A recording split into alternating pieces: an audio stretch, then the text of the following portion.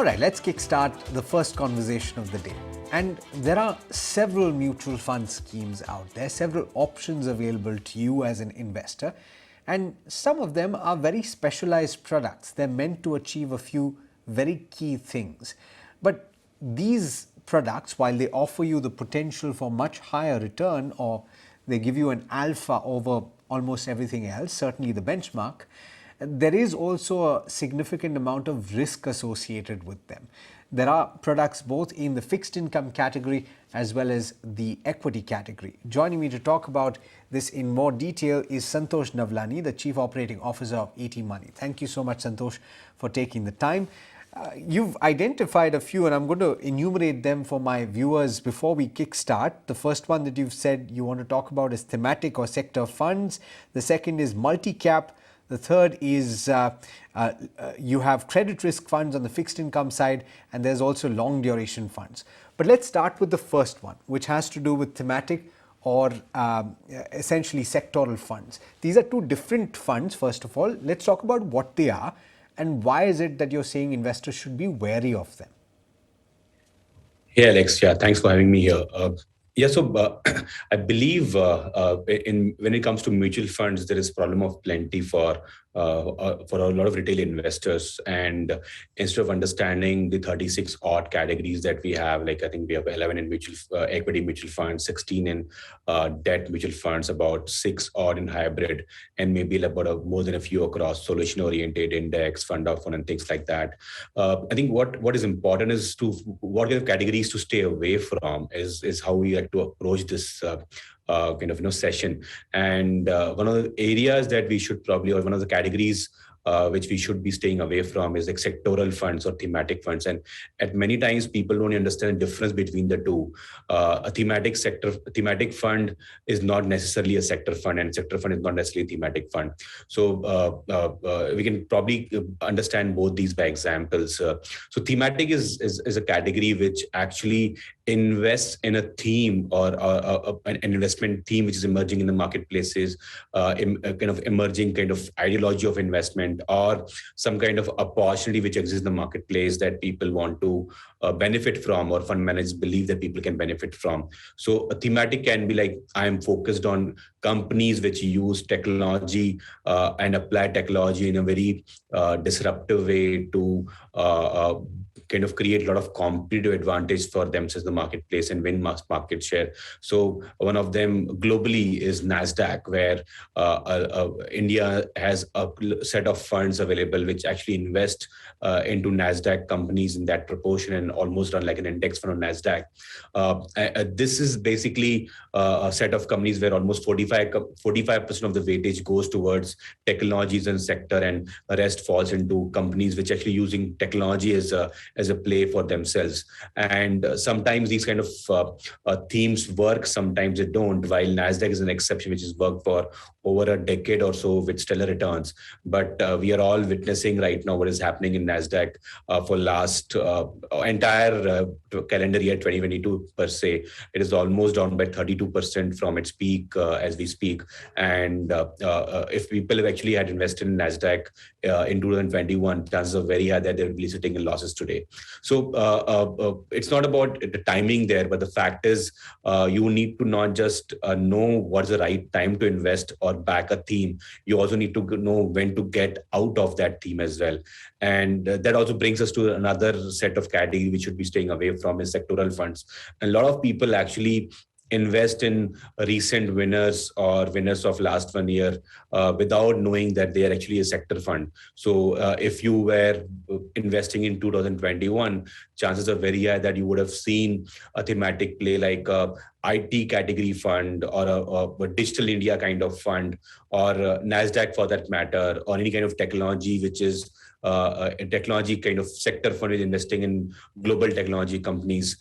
So these kind of sector-specific funds which actually invest only in technology, or only on pharma, or only on say banking, you need to know again when to get in and when to get out. And one of the reasons a lot of people should invest in mutual funds is because they don't know how to manage their money, what kind of sectoral calls to take, what kind of bottom up stocks picking they should be doing. And there's a need, they need a fund manager. The moment you are actually buying a sector fund, that means you actually are doing a fund manager's job, where you're saying that I need a lot of my money investing into specific sector, and that's where things can falter for you. So if you look at pharma or healthcare as a category, if you look at the returns of 2000, I think 15 or 16 or 17, they were not in one of the calendar years, almost like a negative set of returns because of a lot of US FDA issues happened.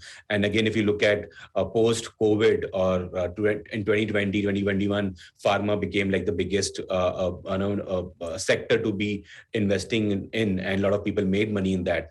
But then whether 2022 is going to be a year of like 2021 and 2020, or going to be like 17, 18 and kind of year, that time will tell. But again, you are banking upon the fact that you can time your exit when the things go bad for pharma, or things come to normal business as usual kind of things. Similarly applies for banking. If you look at how banking sector funds actually perform the country today, banking as a sector is laggard, completely been laggard on the Nifty itself, and returns have not been good. So if you are basically putting money in a specific sector fund like banking, you may be actually up for underperformance in your portfolio just because you took a banking sector call. So thematic and sector are two categories retail investors should stay away from, unless they actually have a very strong belief that they can profit from it by investing in very short period of time. They would know when to time the entry, they would know when to time the exit and make a quick buck from it. Then of course go ahead and do it. But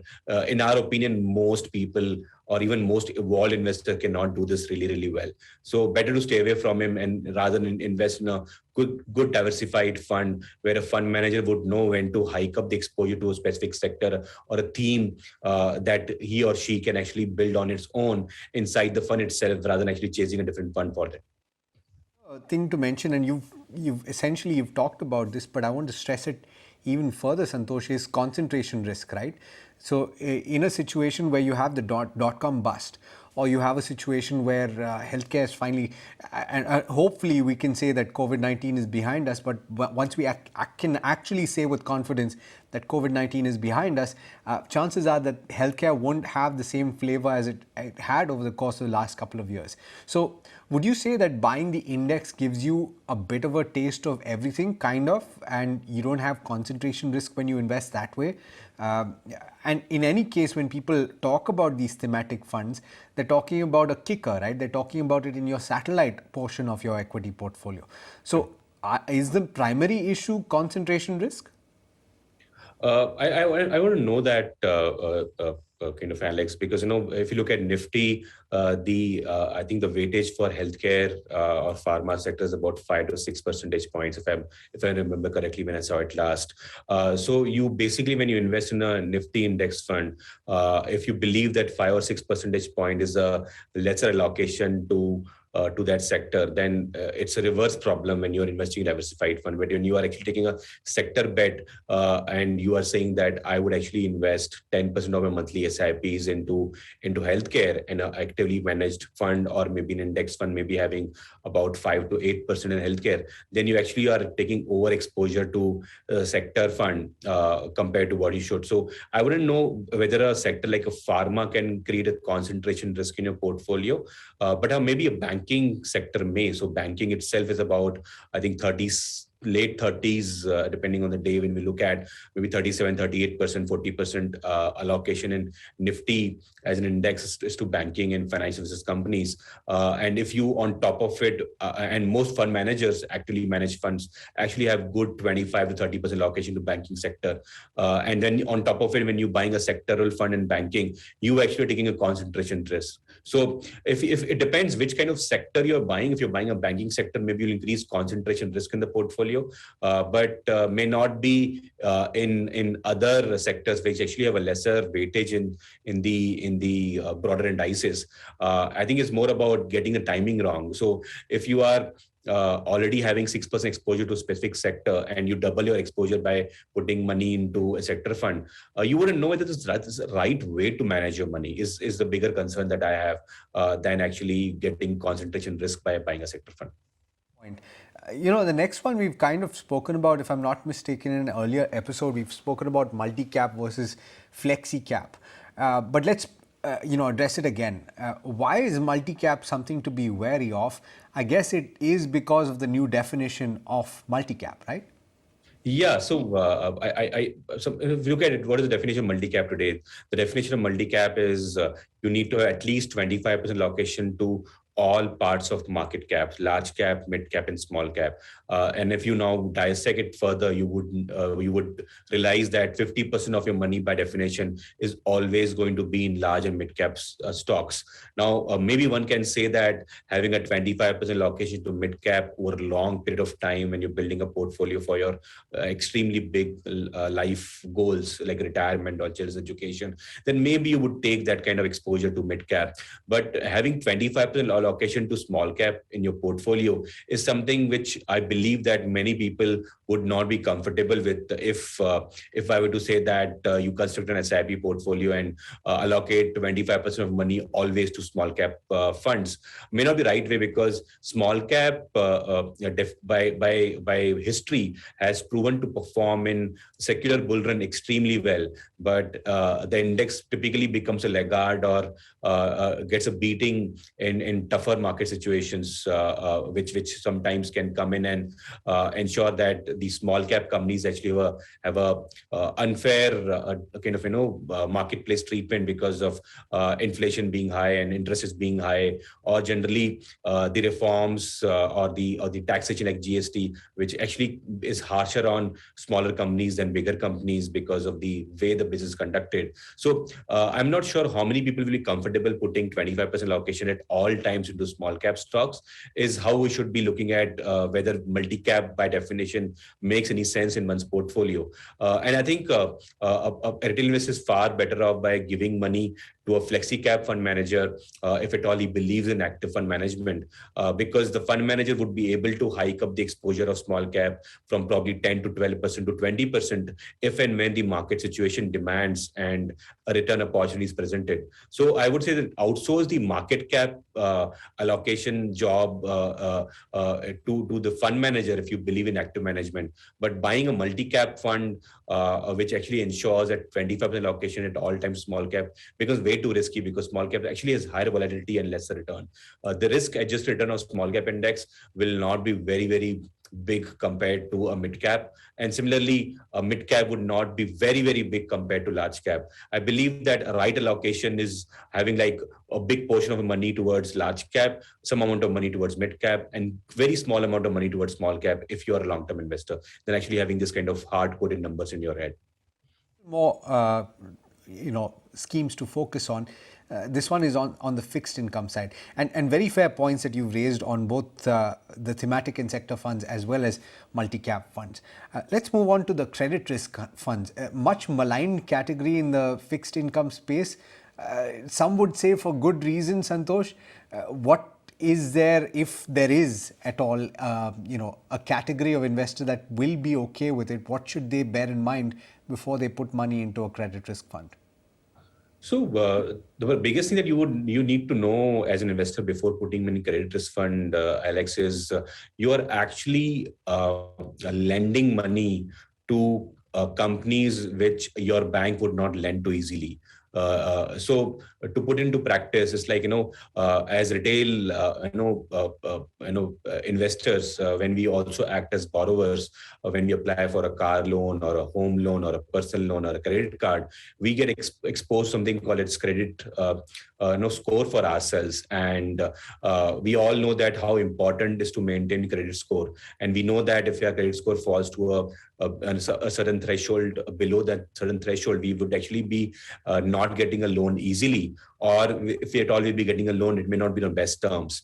If that applies to retail life, that we stay as a spend as an investor in real life, the same applies to companies as well. So if you are saying that a bank is basically not willing to lend money to a company, I would go and lend that money without a due diligence, and I will rely on the due diligence of fund manager. So ultimately, a fund manager say that I need to price that risk, and I will charge a higher interest rate for this money which I'm lending to the corporate, and in hope that the company will not default and pay me the interest rate. Now, if things go wrong on that side, if the company defaults, you actually are taking bigger risk than equity in your portfolio, because when the money doesn't come, the entire money doesn't come, or the entire interest or the return that is supposed to come will not come. In equity, at best, your value will be down. So, in my opinion, credit risk funds can prove to be far bigger risk than equity funds if you are not sure about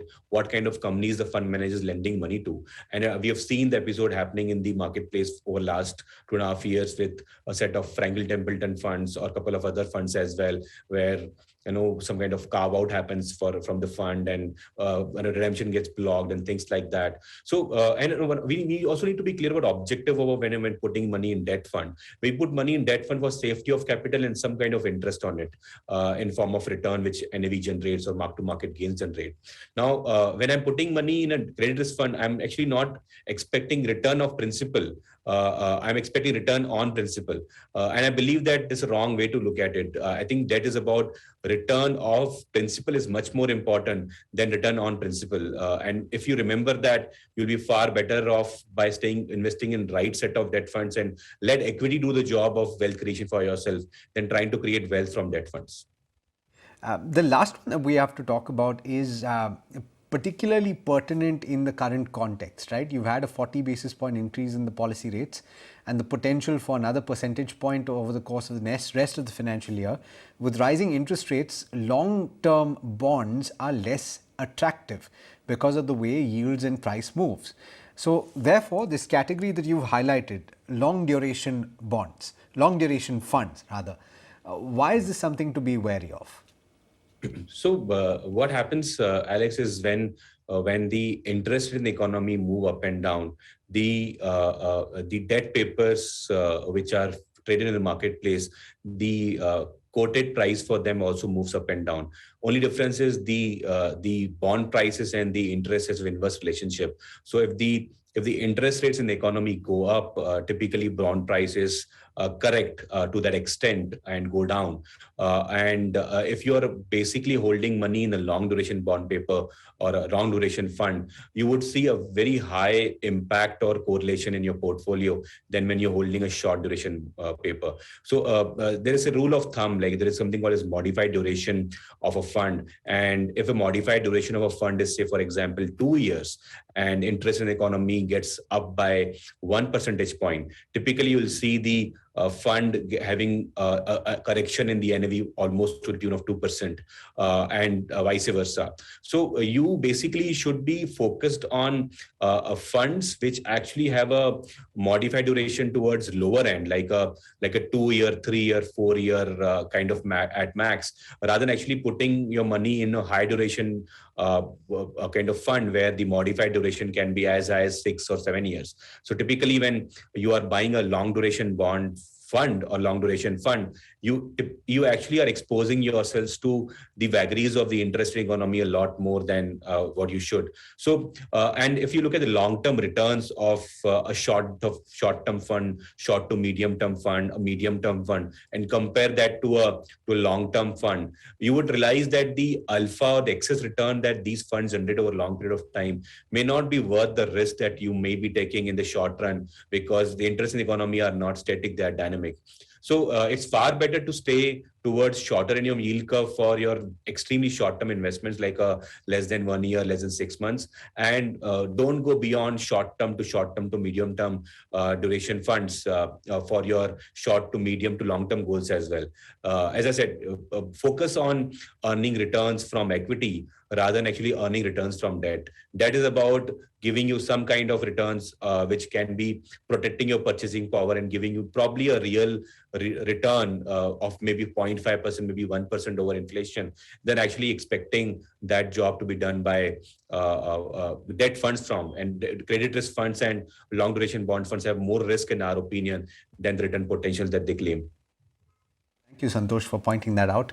And pleasure speaking with you. We've had, I think, a fruitful conversation. I hope our viewers have found it so. Thanks. Mutual fund investments are subject to market risks. Read all scheme-related documents carefully.